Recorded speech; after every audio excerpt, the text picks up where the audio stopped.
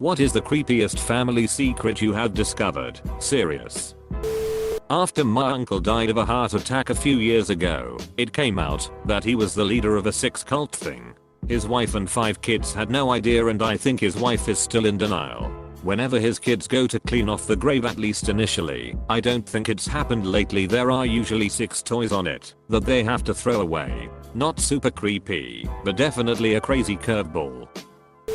My grandmother was addicted to those speed diet pills in the late 1960s and had a collection of wigs that she used to impersonate other people to pick up their prescriptions. Edit. Since this got so many likes, I thought I'd add to the story. She had gone through a lot in life by that point. Her mother died when she was 6, and her dad remarried 6 months later to a woman who used to starve her and only let her eat leftovers. She married at 17 to a man in his late 30s to just get out of the house. Her husband, my grandfather, committed suicide in 1961 when my mum was only 1 year old, leaving her alone with very little money and 4 kids. She had wigs because she lost her hair in the aftermath of her husband dying from stress. She still had them when I was a kid in the 90s, and I used to wear them for fun. Although I didn't learn about their true purpose until a long dinner on a family holiday many years later. She told her entire life story from the start, and every detail has stuck in my mind. She stopped the pills cold turkey when she saw the police at the house of one of her neighbors, one of the women she'd been impersonating. It scared her straight. To look at her later in life, you would never have guessed she went through anything. The diet pills weren't even the end of it. She had a rough time with the menopause later on. Got pregnant in the early stages, which then sent her a bit off kilter, and she was sectioned because she kept sticking her head in the oven, and the doctors didn't properly understand why at the time. She was the sweetest little old lady you'd ever meet, although she had a wicked dry sense of humor. All of my best memories growing up were with her. I was always the awkward weird gay kid, and she let me be myself, be creative, dress up. She was honestly my best friend. She died surrounded by her family in 2014 in her 80s. A few years ago, one of my dad's cousins did one of those DNA kits. A few weeks later, she was contacted and told that there were several close relatives in their database that aren't listed on the family tree she made. It turns out that my great-grandfather faked his death in a life insurance scam and then started a new family on the other side of the country. He never got in contact with my great-grandmother or his children with her, my grandfather and his sister. It kinda of crazy because he only passed away a few years before this all came to light. My grandma and her 9 siblings are very close. So when they each got a call saying a family member had died and they had inherited a large sum of money, they thought it was a scam. Turns out their very strict and religious father had a secret affair and an additional child, Mary. Well, Mary, now in her 80s, had passed away, so had her husband. They had no children, so the closest relatives were my grandma and her siblings. And that's how 10 religious people in their 70s and 80s learned their dad had cheated on their mom, and they had a half-sister they never got to meet. My mom told me this over dinner a few years back like it was no big deal. When I was 6, my grandma mother's side wanted me to sleep over at her place for the weekend. It's noteworthy that she never really liked me. I remember her as a cold witch 6-year-old brain. Her housekeeper was nicer to me than she was. My mom said no, she wouldn't let me sleep over at her mom's. Granny got really angry, saying something along the lines of "you will regret this." So she didn't hear from her for a while and went to the house to check up on her. Granny had suicided herself with sleeping pills. Here is where it gets creepy. My mom found her diary and her last entry were things like, "Granddaughter me is rotten, needs to be killed, and it's her job to do so." My name was in her calendar for that weekend. Basically, my grandma wanted to kill me when I was 6. I'm really glad my mom trusted her gut and said no to the deadly sleepover. Edit. Wow. Thanks for all the feedback. 2,5k upvotes. Just wow. I'm trying to answer your questions as best as I can. Edit 2. Thanks for the silver. Edit 3. Evil was the wrong word. Changed it to rotten instead, which is more fitting. My dad once found a mummified human foot just chilling in a trunk in his basement. My grandfather was an orthopedic surgeon who was stationed in New Guinea during WW2, and by all accounts, was never quite the same after the war. Our best guess regarding the foot is that it belonged to one of his patients and either had some sort of abnormality my grandfather found interesting, or he was just super proud of the amputation job he did. My dad and his buddy, who were 12 or 13 at the time, naturally decided that the best course of action was to hang the foot from the front porch of the girl they were crushing on. And apparently no one in town batted an eye over it other than thinking it was a good prank. That my grandpa was a drug addict and was eventually cast out of the family. My aunt woke up one night to find him in the house talking to a real estate agent. He snuck in and tried to sell their house while they were asleep. He also double mortgaged their house, so he got basically all my nan's income. When my nan tried to move the family away from him, she realized she had almost no money due to this. Bank director said it was okay because men are supposed to control the bank account. She was stuck there because of him, and he was leeching off their money and there was nothing she could do about it.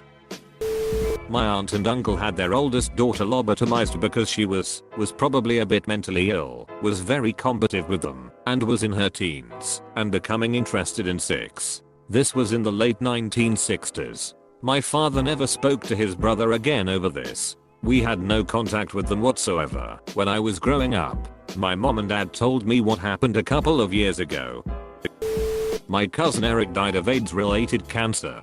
He never told anyone about a partner, and he died essentially with no contact with anyone outside of his family. I was maybe 8 when he passed, and I don't think I met him more than once. He was only in his 20s. My grandfather from my mother's side died way before I was born. I was always told that he fell off the balcony and died. A year or two ago I found out what really happened. When I was I think 13, my mom was telling the story to my uncle's girlfriend, while my mom, uncle's GF and me, we are sitting at the table. I was just minding my business while my mom was whispering to my uncle's GF. At some point I heard my mom tell something about her dad, and I started listening to what she was saying. She explained that her dad was an alcoholic and could be pretty abusive at times. When he got drunk, he would sometimes threaten to kill himself. On the night before my mom's birthday, after he put her and her siblings to bed, he got drunk and threatened to throw himself off the balcony. He stood on the edge of the balcony, on the other side of the fence thing, can't remember what it's called in English, sorry. My grandma tried to calm him down and to get him safe inside. It worked. My grandfather calmed down, but instead of getting inside, he accidentally let go of the fence and fell off the balcony. He probably thought that if he landed in a correct way he wouldn't break too many bones or something, so he tried to move while in the air. It didn't work, and he died. So yeah, when my mom woke up the next morning, on her birthday, her father was dead. Some details may be wrong. It's been, like I said, a year or two ago since I heard this story, and frankly I'm too timid and kinda scared to ask my mom the whole story again, because it'll always be a sensitive topic. My father's parents both died in the 90s. Around 5 to 10 years ago I did a 23andMe test, mostly for kicks and to look out for any health issues. Last year I was contacted by someone through the service who was trying to find blood relatives because both of her parents had been adopted as infants and we had a pretty strong genetic connection. Long story short, my grandfather had an affair in the 1950s and fathered twins. My aunt and uncle were pretty floored to find out they have half siblings. My father died 4 years ago from suicide, so he never knew. To get even weirder, my mother grew up with these twins after they had been adopted. She was friends with my father's half-siblings decades before she married him. My grandfather had a literal crazy aunt who lives in the attic. His father's sister had some sort of mental illness, and they were apparently worried about how that would look for the family, so they locked her in the attic of his boyhood home Jane Eyre style and basically just kept her fed and otherwise ignored her. I found out about this when he briefly mentioned it a few years ago, like it was an entirely normal thing to do with a family member. My grandma had 6 children. I always thought my oldest uncle looked and acted different from the rest of the siblings. When I was 24 I found out he didn't share the same father as the rest of them. But that isn't the juiciest part. His real dad is my grandpa's brother. My grandpa, my mother's father, killed his first wife. My great-grandmother tried to kill my grandma, my mom's mother, several times when she still was a child. My mom had an affair with her sister's husband. My dad got killed because of a wrecked car. I'm pretty sure my grandfather killed my grandmother.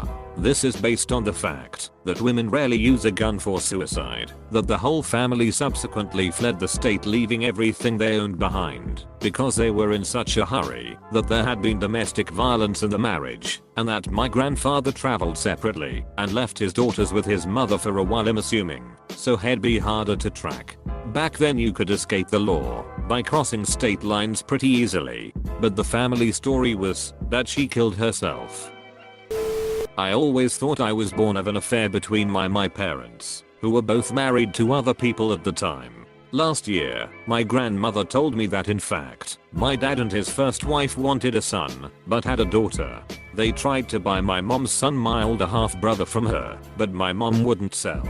Instead, they agreed to give my mother $10K to have another baby. The deal somehow fell through after my dad had gotten my mom pregnant. My dad went to prison and got divorced from his first wife, and the first wife tried to steal me from the hospital. Not really a well-kept secret, but one of my cousins was Slashes, a neo-Nazi. It's safe to say, no matter how bad I frick up my life, it'll never be the black sheep in the family. Maybe more sad THSM creepy. My great-grandfather died in a mental institution. However, everyone who asked was told he died in prison, because it was less shameful in the 30s than being crazy. My mum told me this when I was probably 14, though it happened a few years before this. I found out that her sister's husband, my uncle by marriage, was in prison and would stay there for a long time. It came out that he had raped and sexually abused my cousin daughter to my mum's brother when she was younger, and had been doing for a while. She had gained the courage after many years of this to tell her parents, and he was arrested. It's been maybe 5 years since my mum told me, and has still going to be in prison for a long time. My cousin is an adult now, and she's doing much better from what I heard, and is happy with her life now. My dad tells us that whenever he smells nail polish remover he feels extremely sick, because when he was a toddler he drank his sister's nail polish remover and went to hospital. But then one night, I was up late chatting with my younger brother in his bedroom talking about our dad, and my brother tells me about a conversation he was either part of or overheard.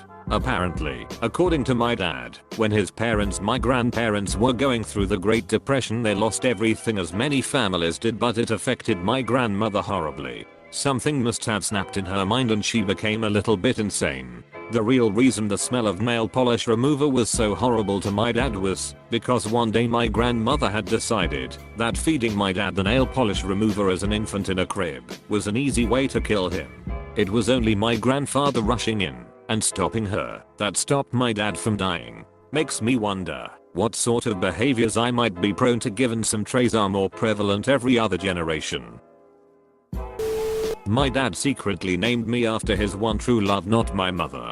She was 12. He was in his late 20s. He told me the first bit when I was in my 20s, which was bad enough. When he died I inherited his papers and stuff, and found out the rest, which tbh I could have happily lived without knowing.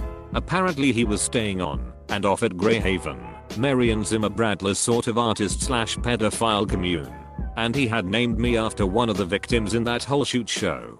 She does look like very similar to my mom, and therefore to me. Guess he had a type.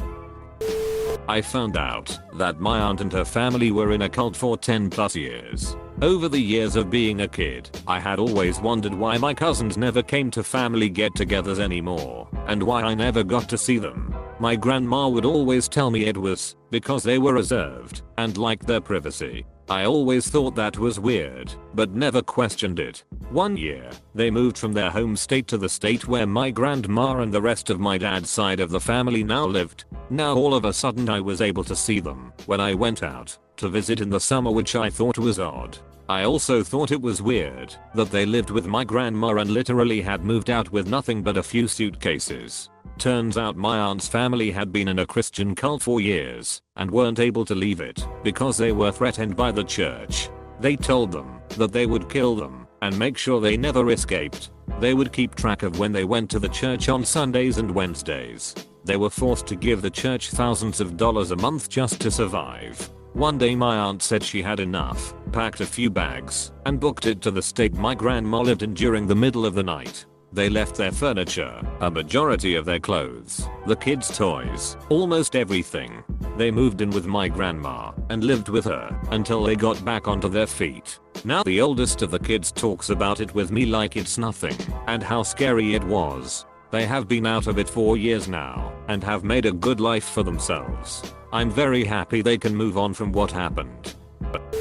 Story 1, not so much creepy but certainly juicy. My cousin is trying to pass off her own biological daughter as an adopted daughter because in my family it's heavily frowned upon to have sex outside of marriage, let alone have a baby. The story she is trying to sell is her friend died giving birth to this baby and conveniently has no direct relatives for the baby to go to, and the dad is in jail. I'm pretty sure her siblings and her parents are in on this lie and just don't want anyone looking down them. We can all see through the lies and we conveniently didn't see her for most part of the year before this kid came into the picture.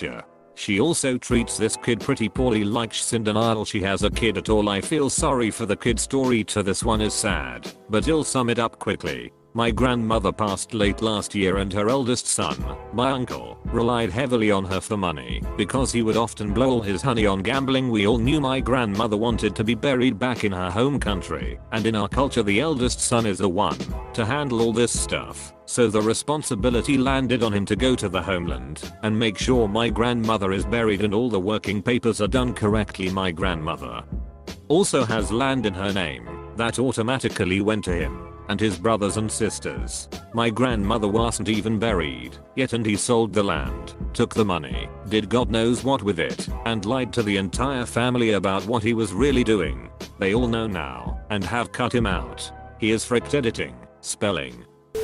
My parents are directly responsible for at least 8 deaths due to workplace accidents over the years. Indirectly responsible for probably hundreds more thanks to family interests in chemistry and mining. Grandparents on both sides were also more than a little helpful to the Nazis during WWII, resulting in a lot more deaths over time on side and a lot more dollar sign to the family coffers. My great-grandmother was a victim of Stockholm syndrome and everyone treated her like she had this fairy tale marriage. I'm not sure if creepy is right, but in ways it is. My great-granduncle fought in WWII. He never talked about the war ever, like ever. His wife knew nothing of it, and she was married to him when he went off to war. Well, we found out after he died, at his funeral, that he was highly decorated. We found out some of his war stories, and one included that he was shot and thrown into a mass grave presumed to be dead by the Germans and 2 days later crawled out like a badass.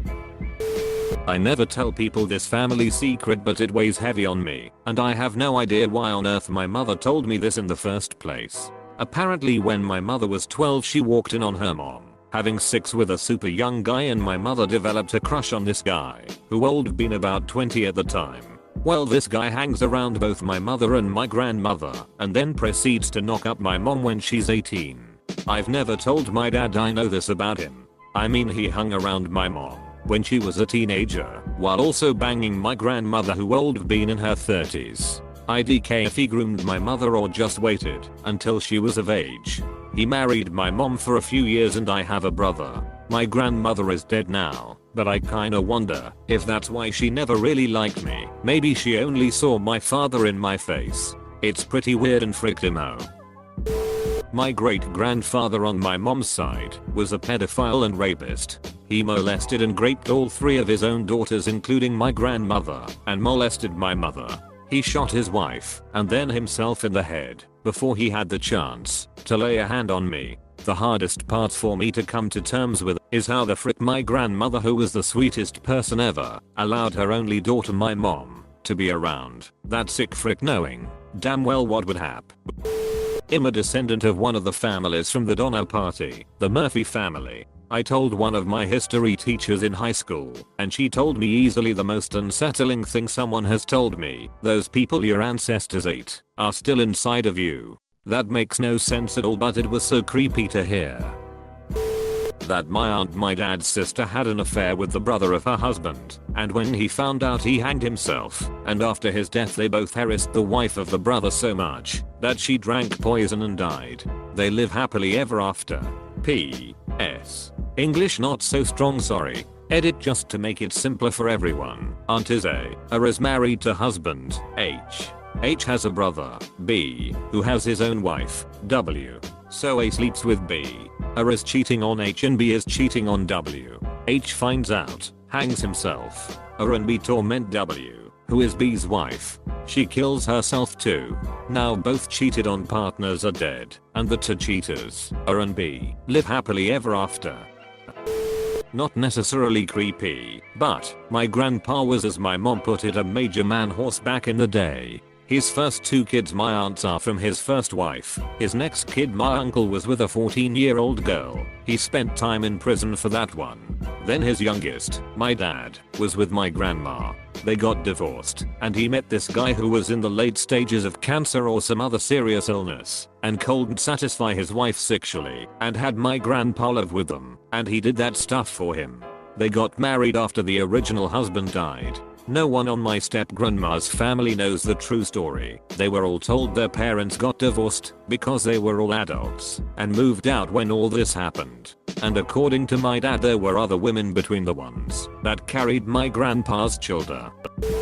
This isn't about my family, but my friends. Her grandparents were staying over at her house, and so was I. Her mum called me into the kitchen and said that the grandfather might try to get my phone number and that I should never give it to him. I pretended to throw up and went home. Edit. Yeah, my friend was okay. She hardly ever saw him. My great uncle by marriage had a one-night stand after high school that resulted in a pregnancy and baby girl. When he met and eventually married my maternal great aunt, she made him lose contact with his daughter. My mother's cousins have no idea they have an older half-sister. My mother only knows because my grandmother told my mom while she was drunk, and my mom told me while she was drunk. This isn't necessarily super creepy to me, but when I tell people they sometimes think it is. When my great-great-grandfather was younger, he ended up losing, I think it was like 7 or 8 fingers over the years. I think he lost 2 or 3 in war somehow. Then he lost the rest in an accident, but the ones he lost in the accident, he saved in this jar. Pretty much his thought process was that, if he saved them, he could be buried with them, and presumably be whole in the afterlife. More sad than creepy, but before I was born, I think I was in my mother's womb still. My grandma had went into a deep depression, and was getting ready to kill herself. She had written a suicide note to everyone including me. Thankfully she didn't go through with it, and we ran into these notes a few years ago. I read a note she wrote to me, and pretty much talked how sorry she was that I'll never get to meet her and stuff. Despite that she didn't go through with the suicide, it really made me emotional. She is now happily out of that nasty depression though. But honestly, she is the best granny any grandchild can ever ask for. Pretty much a second mother to me. After my dad died, my granny has been the second parent in this house. My mom goes out of the city to work, and my grandma take care of the house while my mom is gone. I'm so glad this woman is still with us.